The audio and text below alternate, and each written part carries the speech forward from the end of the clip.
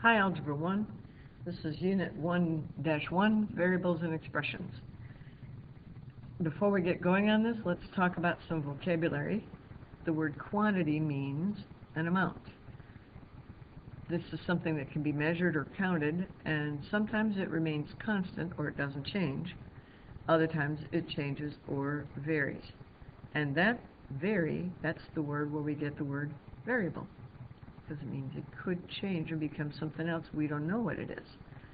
A variable is a symbol, usually a letter, that represents some sort of value or an amount.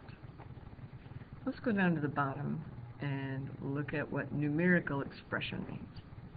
A numerical expression is a mathematical phrase, not an equation, that has numbers and operations or grouping symbols, but it has no variables. Very important. It has numbers and stuff to do with them, but no variables. Operations are things like add, subtract, multiply, and divide. Grouping symbols are things like parentheses, brackets, or believe it or not, a fraction bar is a grouping symbol. So now that we've got, one more. Algebraic expression.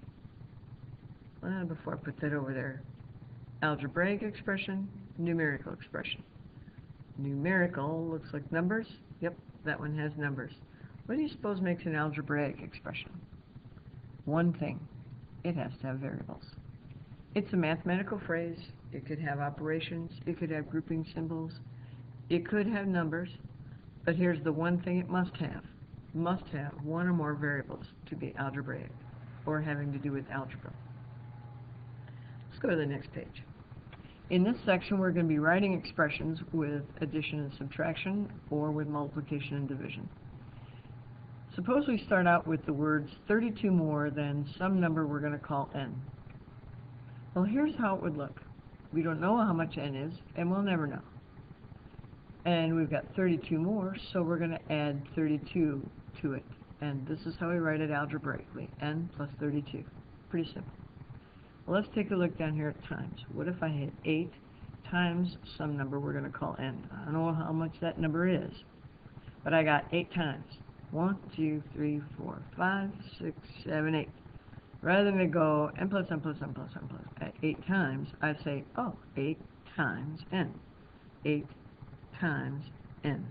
Only in algebra, instead of using x for times, because x is going to be a variable, instead of using it for times, we put a dot for times. A big dot right up in the middle between the 8 and n means 8 times n.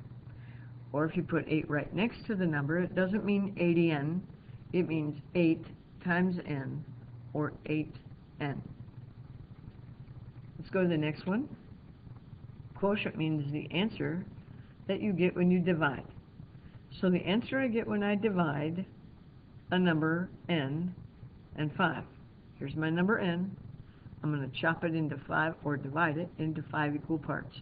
So n divided by 5. In algebra, n over 5 looks like a fraction. That really just means n divided by 5. Let's go to the next page.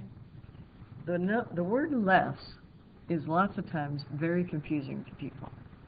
Let's take these away for a minute. 6 less a number y, less than a number y, is less than a number y. The only thing that's different in these 3 expressions, or this is a sentence, is this one does not have anything except these words. This one adds the number, or the word than, and this one adds the word is to the less than. So how does this work? Let's start at the bottom. 6 is less than. Is a verb, so now this is not just an expression. Is less than is the sign. 6 is less than some number we're going to call y. We'll deal with these later. Right now we're not going to be writing this, so don't write is less than with a less than sign while we're doing the expression section. So we'll go back up here. The top one, that kind of reminds me of stuff my grandma said. 6 less a number y. 6 less 2 meant 6 minus 2. 6 less something else meant take 6 away. So,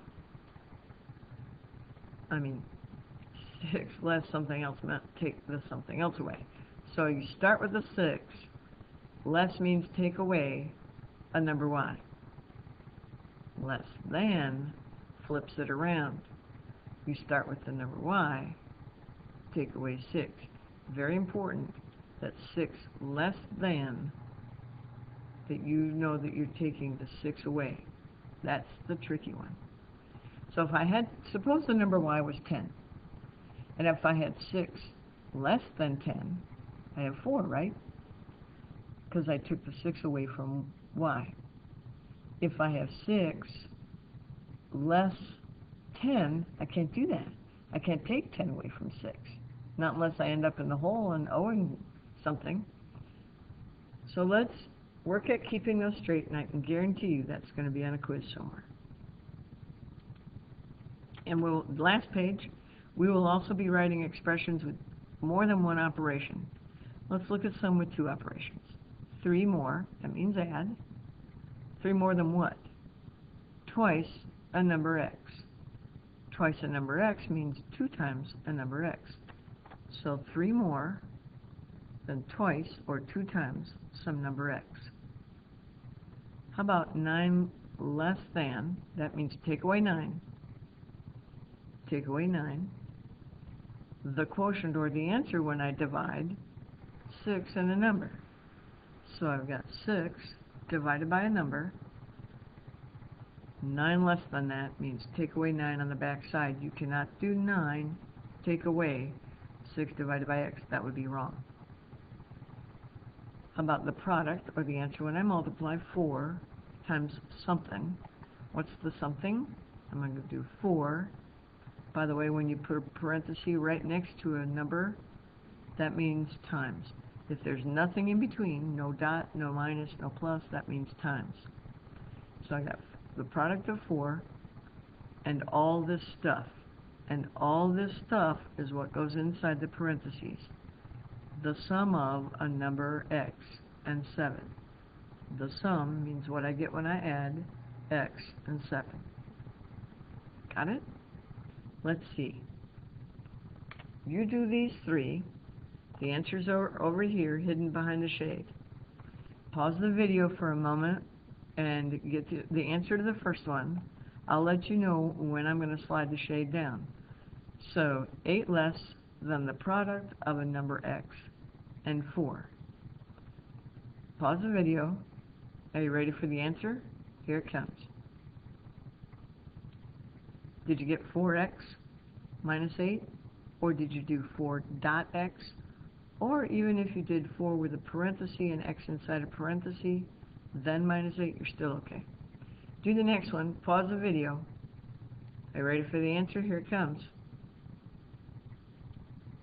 Twice, 2 times, the stuff. The sum of a number x and y. X and 8. So did you do that? Did you do parenthesis, x and 8? If you didn't have the parenthesis in there, if you only said 2 times x plus 8 without parentheses, sorry, that's wrong, because you've got to add this stuff first before you multiply it by 2. Let's do the last one. Pause the video. Are you ready for the answer? Here it comes. Did you say the quotient is a dividing thing, so I have the quotient of 5 and all this stuff? 5 goes on the top of a fraction bar. All this stuff goes on the bottom of a fraction bar. 5 divided by the sum of 12 and a number x. Adding 12 and a number x. If you did it another way, there is one other acceptable way, and that would be if you said 12 or 5 divided by, and then all that stuff in parentheses, 12 plus x. Well, we'll practice these in class, so I will see you in class.